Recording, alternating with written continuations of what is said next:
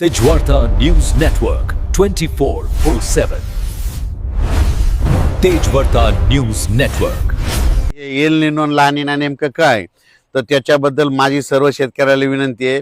मी तुम्हाला सविस्तर सांगणार आहे. हे मुद्दाम स्पेशल चांगला व्हिडिओ आहे का, कारण की एल निनो ला निना विषयी इतकं सविस्तर तुम्हाला कोणता तज्ञ सांगणार नाही. तर तुम्हाला सांगतो, याच्यावर मी खूप अभ्यास केलेला आहे. तर याच्याविषयी मी सांगणार आहे नेमकं एल निनो असल्यावर पाऊस पडतंय का आणि ला निनाबद्दल पाऊस पडतंय का, याची सविस्तर माहिती ह्या व्हिडिओमध्ये सांगणार आहे. आणि तुम्ही ही निश्चितपणे ऐकावी, कारण की हे काय झालं तर काय होईल की महाराष्ट्रातले शेतकरी आहेत ते एल निनो म्हणलं की त्यांना वाटायला दुष्काळ पडता आणि ला निना म्हणलं की पाऊस पडणं, असं त्या लोकांच्या मनात भीती. म्हणून मी हे संपूर्ण व्हिडिओ स्पेशल शेतकऱ्यासाठी सगळ्यांना हे एल निनो नेमकं काय आणि ला निना काय, याचा खरंच पाऊस पडतंय का आणि नाही पडतंय का, ह्याचा सविस्तर तुम्हाला माहिती देणार आहे. म्हणून हे सर्व शेतकऱ्यांनी लक्ष द्यायचं. तर एल निनो आणि ला निना हे दोन मुळातच स्पॅनिश भाषेतील शब्द आहेत. याचा अर्थ नेमका ठाऊक नसला तरी याचा आणि पावसाचा कुठंतरी संबंध आहे असं प्रत्येक जणांना वाटतं. पण एल निनोचं नाव निघालं की दुष्काळ पडणार अशी प्रत्येक जणाच्या मनात भीती आहे, आणि ला निना उद्भवला की पाऊस पडणार आहे असं प्रत्येक जणांना वाटतं. पण यात काय तथ्य हे सगळ्यात महत्त्वाचं जाणून घेणे गरजेचं आहे. म्हणून म्हणतो एल निनोचं शब्दशः मराठीत नाव होतं बाळ येशू. बाळ येशू हे नाव पडण्याचं कारण की एल निनो ख्रिसमसच्या सुमारास उद्भवतो आणि ला निनाचा अर्थ सुकन्या. सुकन्या म्हणजे कन्या, कन्या म्हणजे लक्ष्मी. ला निना उद्भवला की पाऊस जास्त होतो, लक्ष्मी शेतकऱ्याच्या घरात येते, म्हणून त्याला नाव ला निना. पण ही केवळ घटना नाहीत, नावं नाहीत, तर त्या समुद्रातील आलटून पालटून सुरू राहणाऱ्या दीर्घ अवधीच्या प्रक्रिया आहेत. सोप्या भाषेत सांगायचं झालं तर दक्षिण अमेरिकेमध्ये पेरू देश आहे.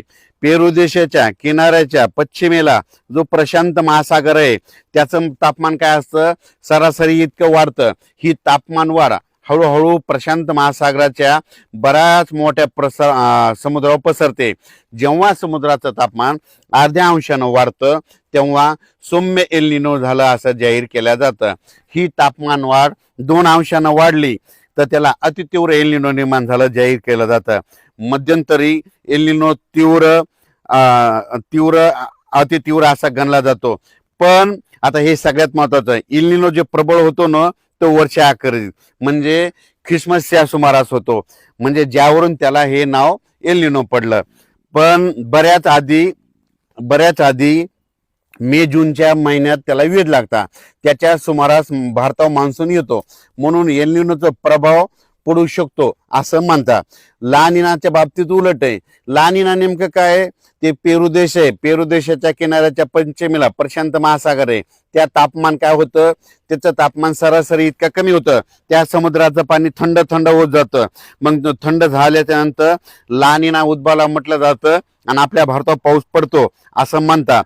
पण एल निनो आणि ला निना ह्या ज्या दोन गोष्टी आहेत ह्या दरवर्षी नाही, तर साधारणपणे 5 ते 7, 10, 15 वर्षात कधीतरी एकदा उद्भवतात. अनेक वर्षी प्रशांत महासागराचं तापमान सरासरी एवढंच राहतं. मग एल निनो नसतं आणि ला निना नसतं. या उलट आता संपूर्ण सांगतो, आता हे सांगितले तुम्हाला एक बाजू, आता या उलट सांगतो. नैऋत्य मान्सून हा न चुकता आपल्या भारतावर येतो तो येतो. मान्सून आणि एल निनो अथवा ला निना याचा सरळ संबंध, घनिष्ठ संबंध लावता येत नाही. एल निनो असो या नसो, दरवर्षी मान्सून आपल्या भारतावर येणार हे नक्कीच आहे. म्हणून भारतीय मान्सूनच्या प्रक्रियेत पाऊस येण्यासाठी उत्तर गोलार्धातील संपूर्ण युरोशिय खंड आणि दक्षिण गोलार्धातील हिंद महासागर याचा सहभाग असतो. म्हणून या विस्तीर्ण प्रदेशातील वातावरणाचा पावसावर फरक पडतो. त्याच्यानंतर हिंद महासागराचं तापमान सर्वत्र सारखं नसतं. पूर्व आणि पश्चिम भागातील तापमानामध्ये जी तफावत असते तिचा प्रभाव मान्सून पडतो. त्याच्यानंतर तिबेटच्या उंच पठारावरील हवामानाचा भारतीय हवामानावर परिणाम होतो. हिवाळ्यामध्ये हिमालयात जी पर्वतीय क्षेत्रामध्ये जी हिमवृष्टी होतो, जो बर्फ पडतो, त्याचा प्रभाव मान्सून होतो. मध्य आणि उत्तर भारतातील आताचं जे उन्हाळ्यातलं जे तापमान आहे त्याचा मान्सून प्रभाव पडतो. तरी पण काय झालं, हल्लीच्या काळी जे सगळे जे हवामान शास्त्रज्ञ आहेत याच्याकडे दुर्लक्ष करायलेत आणि फक्त एल निनोशीच बोलायचं आहे. म्हणून मी म्हणतो भारतीय मान्सून जणू एल निनोच्या हातची कटपुतली आहे आणि एल निनो हा मान्सूनचा एकमेव सूत्रधार आहे असं सगळ्यांना वाटतं, पण वास्तविक पाहता परिस्थिती तशी नाही. एल निनो जणू काय मान्सून आपल्या मान्सूनचा एकमेव सूत्रधार आहे असं वाटायला. पण आता मी हे झाले मागचं जे सांगितलं सगळं विज्ञानाची भाषा, आता शेतकऱ्याच्या भाषेत समजून सांगतो. एल निनो उद्भवतो तर तुम्हाला एक सांगू इच्छितो की आपले इंग्रजी महिने कधी सुरू होता, जानेवारीला वर्ष सुरू झालं, पाऊस जून मध्ये आला, एल निनो उद्भवायला डिसेंबर मध्ये, म्हणजे जानेवारी वर्ष सुरू झालं, जून मध्ये पाऊस आला आणि एल निनो कधी उद्भवतो डिसेंबर मध्ये. मग तुम्हाला एक सांगतो ज्यावेळेस एल निनो उद्भवणार आहे ना त्याच्या आधी आपल्या भारतात पाऊस आधीच निघून गेलेला असतो. मग भारतामध्ये पाऊस कधी होतो, जून ते सप्टेंबर मध्ये, आणि डिसेंबर मध्ये एल निनो उद्भवतो. म्हणून तुम्हाला सांगतो याचा घनिष्ठ संबंध लावता येत नाही. पण काय झालं की बरेच हल्ली तज्ज्ञ अभ्यास न करता इतर गोष्टीचा अभ्यास करावा लागतं. मग ह्या उन्हाळ्यामध्ये आता हे जे आता ऊन आहे, आता हे मार्च एप्रिल मे मध्ये आपला मध्य आणि उत्तर, म्हणजे उत्तर भारताकडे ऊन कसं आहे, इकडं मध्यमध्ये कसं ऊन आहे, पश्चिमेकडे कसं ऊन आहे, त्याच्यावर अवलंबून असतं. पण तुम्हाला एक सांगतो, आणखीन परत एक सांगतो, आपला जानेवारीमध्ये वर्ष सुरू होतं, पाऊस जून मध्ये येतो आणि एल निनो कधी उद्भवतो, डिसेंबर मध्ये कधी उद्भवतो, डिसेंबर मध्ये तिथं दक्षिण अमेरिकेमध्ये पेरू देश आहे ना, त्या समुद्राचं पाणी तिथं गरम होतं आणि ते गरम झाल्याच्या नंतर तुम्हाला एक सांगतो वास्तविक पाहता तिथं जर गरम झालं तर तिथं हवेचे कमी दाब तयार होतात आणि त्या भागामध्ये पाऊस पडतो. पण त्या डिसेंबर महिन्यामध्ये आपल्या इकडे थंडी असते, मग इकडलं बाष्प तिकडे जरी गेलं तर त्याचा काही संबंध येत नाही. म्हणून म्हणतो एल निनो असो या नसो, दरवर्षी मान्सून जून मध्ये येणार ते येणार, येतोच भारतात, हे गणित वर्षानुवर्ष लिहून ठेवायचं. फक्त काय झालं, पाऊस 4 महिने, थंडी 4 महिने, उन्हाळा 4 महिने, हे झाले 3 ऋतू. पण ह्या काय झालं, वाढत्या तापमानामुळं, ग्लोबल वॉर्मिंगमुळं निसर्ग 22 दिवस पुढे सरकला, थंडी 22 दिवस पुढे सरकली, उन्हाळा 22 दिवस पुढे सरकला. लहान मुलाला जर विचारलं ना पाऊस कधी येतो, तो म्हणतो 7 जूनला येतो. पण आता यापुढे एक गोष्ट लक्षात घ्या, 7 जूनला येतो ना, हे ऊन तापल्यामुळे, हे निसर्गाच्या वाढत्या तापमानामुळे काय झालं, 22 दिवस पुढे सरकाला. मग त्या 7 जून मध्ये 22 मिसळा. दरवर्षी कधी महाराष्ट्रात पाऊस येणार, आता यापुढे माझे म्हणणं आहे, कोणालाच विचारायचं नाही, मला सुद्धा विचारायचं नाही.